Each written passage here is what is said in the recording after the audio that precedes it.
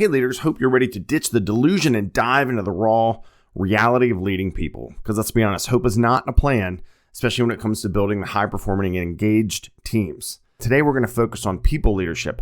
I'm your host, Kevin Pinalla. I've been leading people for a few decades now, and it all started when I was about 19 in the United States Navy, given a leadership position in hospital corps school. That's a medic training for folks that don't know what corpsmen are, and it didn't always go well, and I'll touch on some of that today as I cover the cornerstones of becoming a good people leader. No fluff, just actionable advice to level up your leadership game.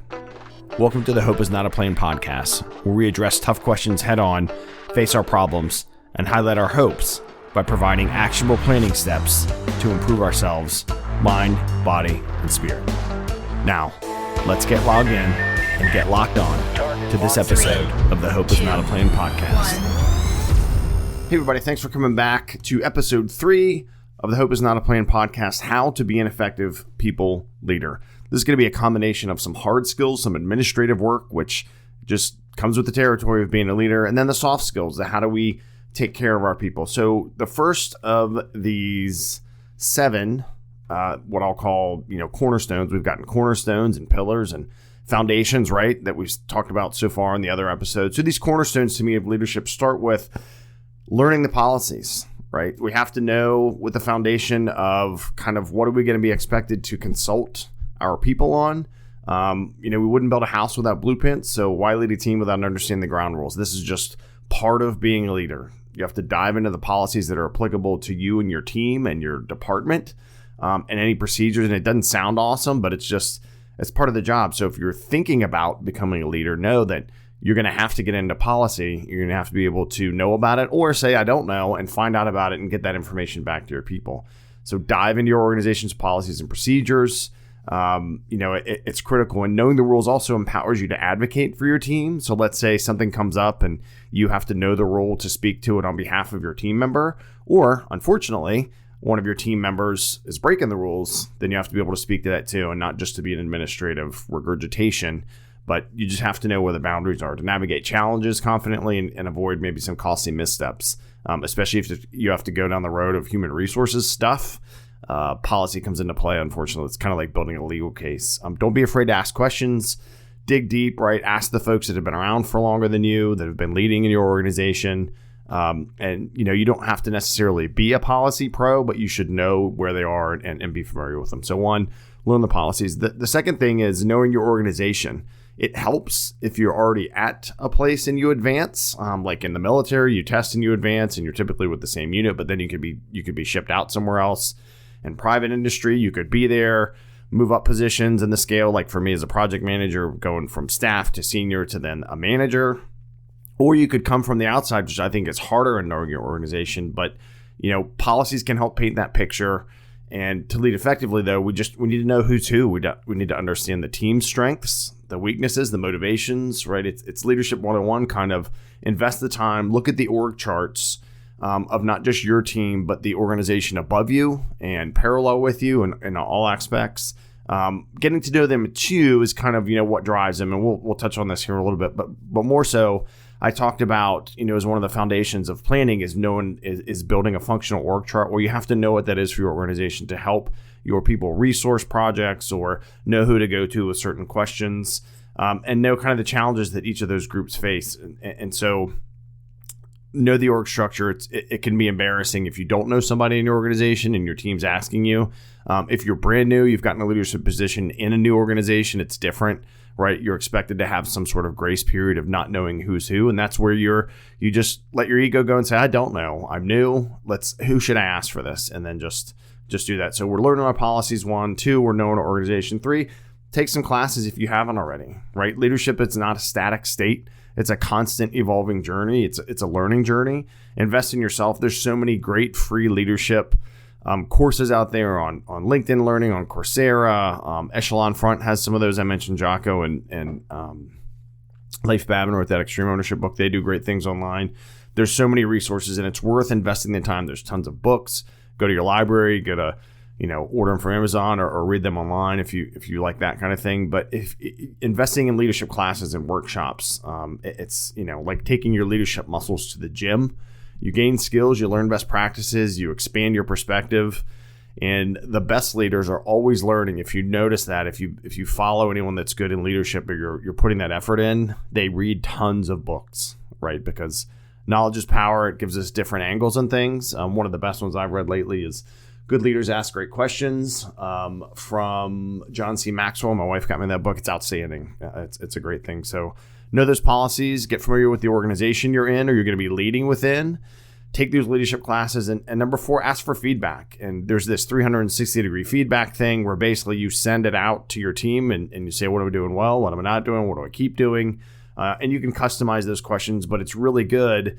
It's not always easy to hear that feedback, right? But honest feedback from colleagues and superiors and direct reports is a gold mine for self-improvement, right? Especially folks that are less filtered and are ready to give that feedback. You have to be ready to receive it because a lot of people don't really want feedback when they ask for it. I think we mentioned that before, but it's true. But it's helpful to do that every now and then. In fact, I think I'm about due for that for my team to ask their feedback regularly. What am I doing well that's helping you, that's not? Should I be more involved, less involved? And just getting that feedback and absorbing it, seeking it regularly, embracing the good and the not so good, and then use it to become a more effective leader. Right? Just you don't have to take all of it, but you should certainly consider it and see where you can fit the feedback in, whether it's something you should keep doing or that you should change. For me, number 5 is letting leaders lead, right? Everyone's a leader at every level. And so here's the thing. Effective leadership is not just about us, right? We have teams. That's why we're a leader, because we're leading a team. And sometimes letting go is the best way to lead. I've found that micromanagement kills motivation and stifles creativity. I know it does for me when I'm micromanaged. And it's like, well, what am I in this spot for if someone's going to tell me what to do all the time? And I feel the same way. And I've been fortunate to lead a few programs, and those folks were leading a project or multiple projects. And one, practically, you can't effectively lead if you're trying to micromanage the way people are doing multiple things while you're also having to stay at like 10,000 feet. It's just not helpful. And so delegate the tasks, empower your team to make the decisions, and trust them to do their jobs, right? Our role is to guide, not control as leaders. Now, if our leaders aren't leading, that's where we get into this kind of coaching versus consulting thing, right? Coaching is asking those good questions to prompt them to find a solution, and consulting is giving them the answer. And so sometimes you have to go in between those where you're letting your leaders lead, but you're giving them a little bit more information, whether they're new or they're having a hard time or they ask for more help. So you have to balance that. But by and large, if you have someone, say for me, a project manager that's leading the process of a project, my job's not to tell them how to do that. Now, that doesn't mean if I see things going wrong, I'm not going to ask questions, but I'm not going to jump in there and take over the meeting and tell them what to do, et cetera, et cetera. So letting leaders lead empowers them.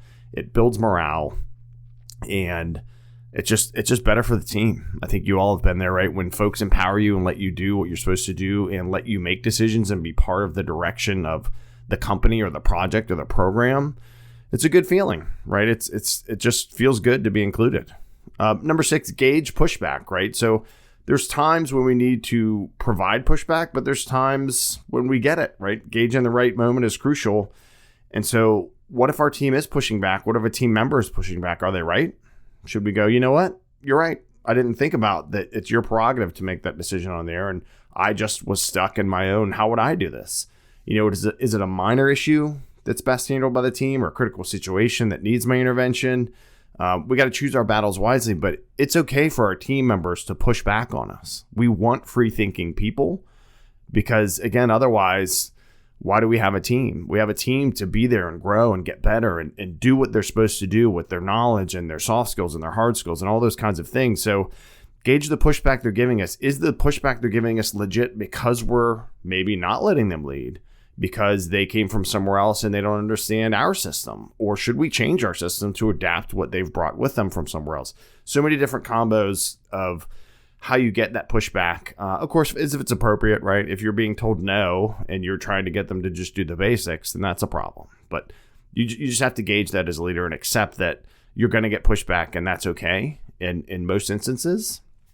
Number 7 is not surprising. It's the first of the pillars of balancing your life. It's number 7 here. It could be in whatever order. It's taking ownership, right? As a leader, the mark of a good leader is ownership. It's taking responsibility for the team's successes from the standpoint of, hey, look what the team did, and calling those folks out.